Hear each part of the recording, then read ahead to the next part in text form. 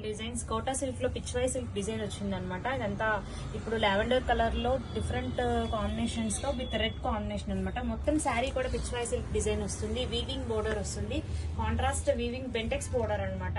పైన కింద రెండు వీవింగ్ బోర్డర్సే.